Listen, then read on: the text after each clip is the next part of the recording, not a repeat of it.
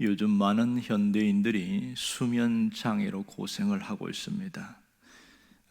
편안하게 누워서 자고 깨는 것이 이 일상이 얼마나 귀중한가, 그것은 수면 장애를 앓고 있는 사람들이 잘 알고 있는 부분들이기도 합니다. 사실 잠은 단순한 육체적인 휴식으로만 끝나는 것이 아니라 수면이 부족할 때 정신적으로도 굉장한 고통을 겪게 되고 삶 자체가 안정되지 못하고 어떨 때는 무너지기도 합니다. 그래서 수면 장애 때문에 수면제가 다양하고 더 깊은 것은 또 마약 성분이 있는 그런 수면제도 쓰기도 합니다. 그만큼 이 사람들이 수면 장애로 고통받는 사람 보면 안타깝기도 하죠. 왜 수면 장애가 생길까? 그래서 연구한 사람들을 보니까 딱 한 가지입니다. 불안하기 때문에 그렇다는 거예요. 심리적 압박을 받고 막 삶이 요동치고 이럴 때에 너무 고민이 많다 보니까 그 불안을 이기지 못해서 잠을 못 잔다. 이것이 수면 장애로 이어지더라. 이런 얘기를 합니다. 그런데 이런 수면 장애를 이길 수 있는 가장 좋은 방법은 비결이 내 곁에 보호자가 있다는 것이 확실히 느껴지면 그것을 이겨낸다 그럽니다. 어떤 분이 그렇게 해서 이겨냈던 분이 있습니다. 이것을 해결할 수 있는 보호자가 있다. 이럴 때 그걸 두 다리 뻗고 잠을 자더라. 이런 얘기를 하고 있습니다. 오늘 본문에도 그 얘기를 하고 있는데요. 우리는 지금 메시아로 오신 예수님에 대하여 함께 말씀을 나누고 있습니다.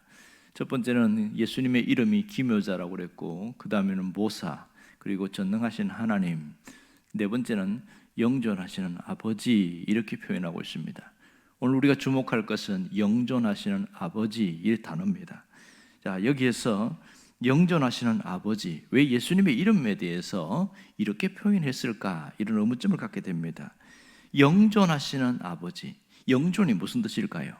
시간적으로 영원히 존재한다는 것도 되지만 공간적으로 어디에나 다 계신다, 이 말도 포함되고 있습니다.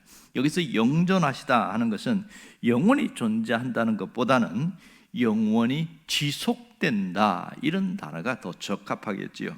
문제는 성자 예수님이 영원히 존재하는 것에 대해서는 당연한 건데 그 뒤에 붙은 아버지라는 단어가 문제가 되고 있습니다. 왜 예수님에 대해서 아버지라는 단어를 쓰고 있을까? 이런 의문점을 갖게 되는 것이죠. 히브리어로 일반적으로 아버지라는 것은 아브, 이게 아버지입니다. 그런데 오늘 여기서 쓰인 아버지라는 단어는 아비아드, 처음 유일하게 쓰인 곳이에요. 아비아드. 그러니까 예수님에 대해서 아버지라고 표현하는 것이 이건 말이 안 된다, 이런 반박을 하는 사람들이 있습니다. 학자들 중에서도 예수님이 어떻게 아버지가 될 수가 있느냐, 이렇게 하면서 이 이사야 9장 6절의 말씀을 문제 삼는 분들이 있었습니다.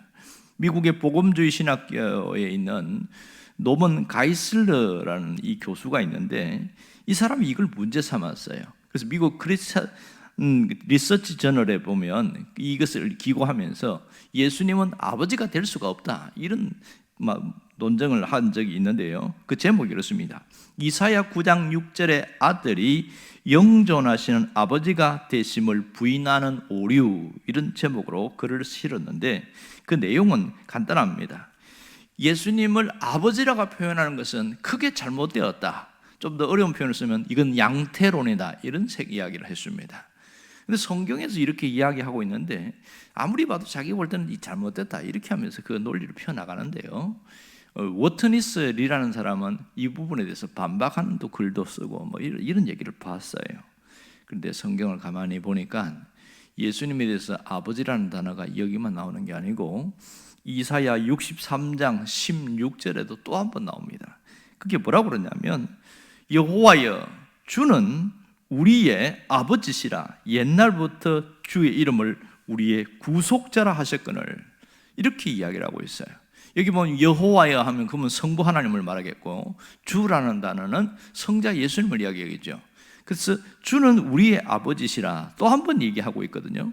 그러면서 그분이 우리의 영원한 구속자가 되신다, 이렇게 표현하고 있습니다. 그러니까 성경의 표현대로 그대로 받아들이는 게 맞겠지요. 그러면 왜 예수님이 아버지가 된다 이렇게 표현했느냐, 이것이 우리가 갖고 있는 의문점입니다. 영존하시다, 영원히 지속되고 계신 분, 이런 것은 이해할 수 있는데 그분이 아버지라고 표현된 것이 뭐냐, 이것을 우리가 알아야 합니다. 그것은 우리에게 오시는 메시아가 우리의 보호자가 되신다, 이런 뜻이 있습니다.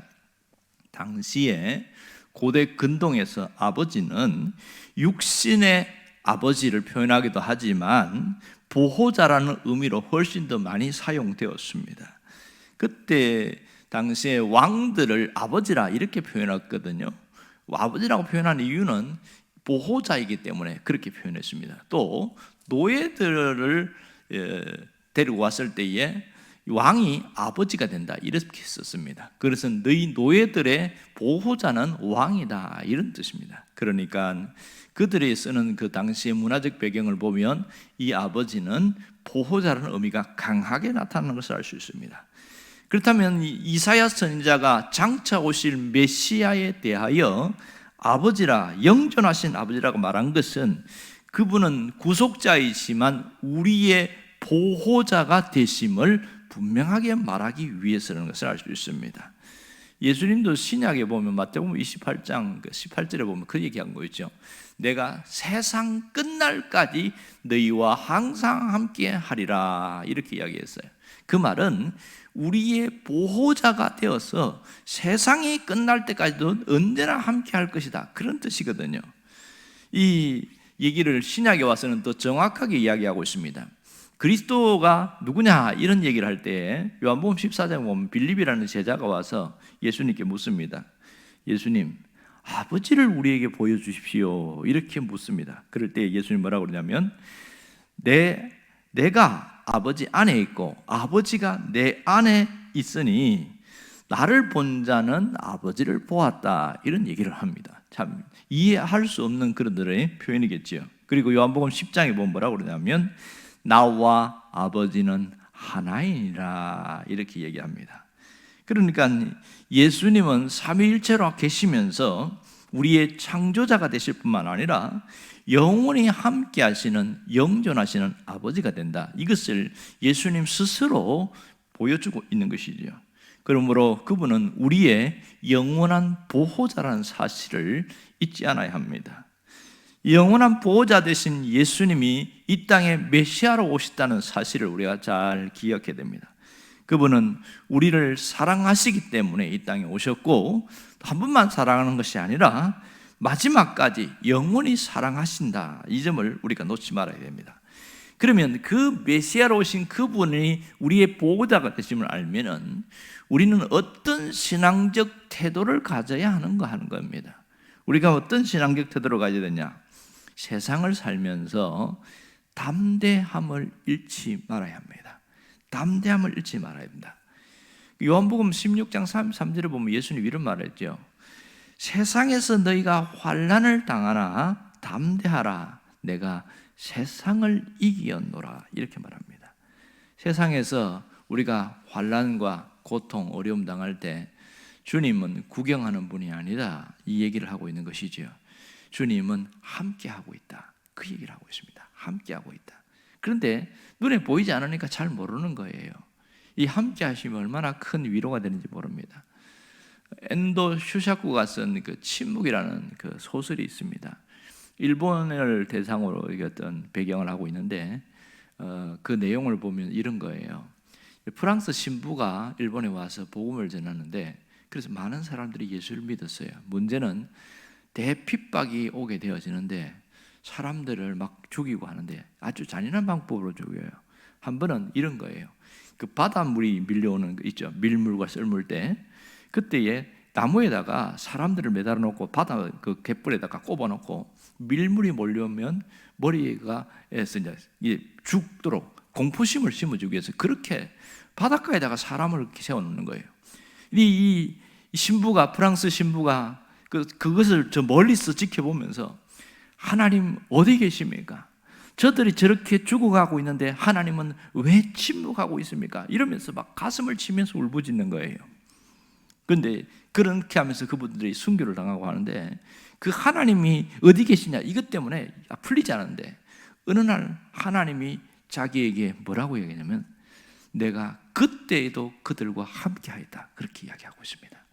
그때에 그들의 아픔에 함께했고 그들의 고통에 함께하였고 그들을 떠나지 않았다. 이들의 순교는 필요하기 때문에 하나님이 그들을 순교하게끔 하신 것이지 하나님이 떠난 것이 아니라는 것을 분명히 이야기합니다.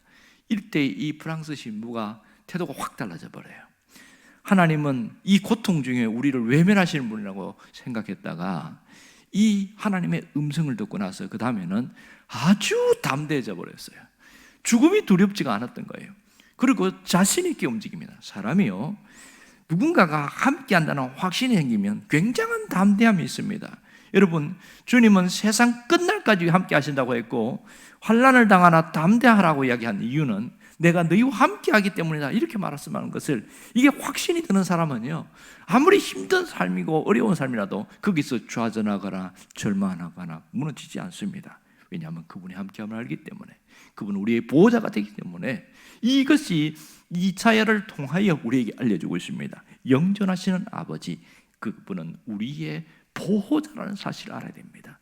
눈에 보이지 않지만 주님은 반드시 함께 하십니다. 우리의 하는 그 길에 모든 것을 열어가고 계십니다. 우리의 기도에 응답하시는 분인 것을 잊지 않기를 원합니다. 그러므로 이 땅을 살아가면서 보호자 되신 그분과 함께 영원히 살겠다는 신앙 고백이 있기를 주의 이름으로 축원합니다. 기도하겠습니다.